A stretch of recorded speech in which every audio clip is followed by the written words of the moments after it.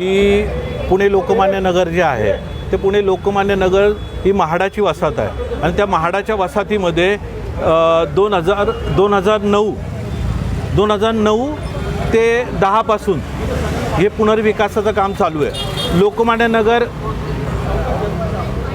ही म्हाडाची वसाहत तुम्हाला 1961 ते 64च्या दरम्यान ही वसाहत राज्य सरकारकडनं बांधली गेली आणि आज तिला 60 ते 65 वर्ष झालेली आहेत।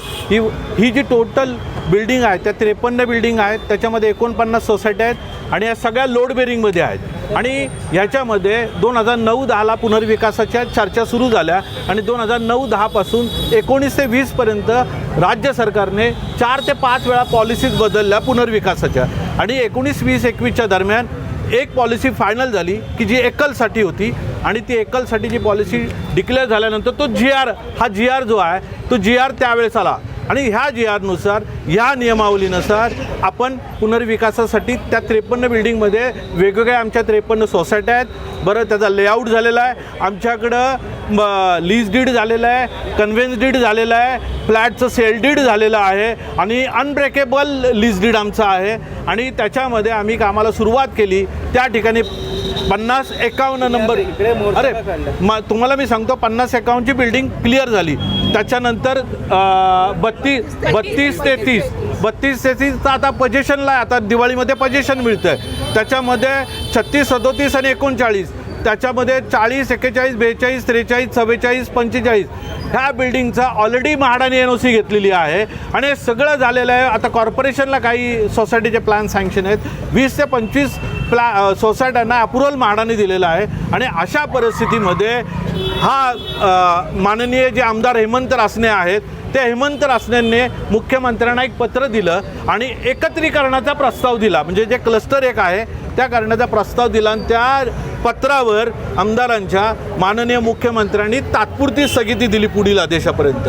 ज्या दिवशी तात्पुरती स्थगिती दिली त्या दिवशीपासून आजपर्यंत मला वाटतं तो मे महिन्याचा विषय ना, मे महिन्यामध्ये ती जी स्थगिती आहे, मे महिन्यानंतर आत्तापर्यंत 2 वेळा मुख्यमंत्र्यांना निवेदनं दिलेली आहेत, त्याच्यामध्ये निदर्शनं झालेली आहेत, त्याच्यामध्ये म्हाडा पुणे विभागाचे अध्यक्ष साकोरे यांना पत्र दिलेली आहेत। मला विश्वासात नाही घेतलं काही पत्र याच्यामध्ये मला सांगतो की लोकमान्य नगरमध्ये काय तुम्हाला करायचं होतं तर लोकमान्य नगरमध्ये 803 सभासद आहेत।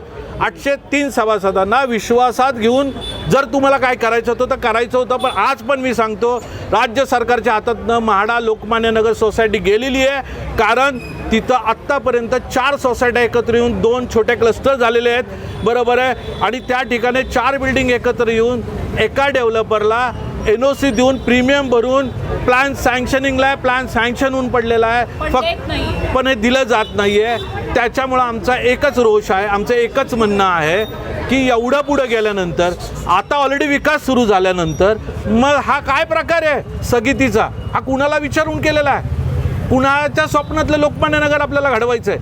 आता आत्तापर्यंत ज्या लोकांनी डेव्हलप केलेलं आहे त्या लोकांना काही प्रॉब्लेम आलेला नाही आहे, काही झालेलं नाही आहे। त्या ठिकाणी जे आता हे तिथले राहणारे आहेत, तुम्ही पण आहेत, त्यांचं पण एक मत घ्या ना।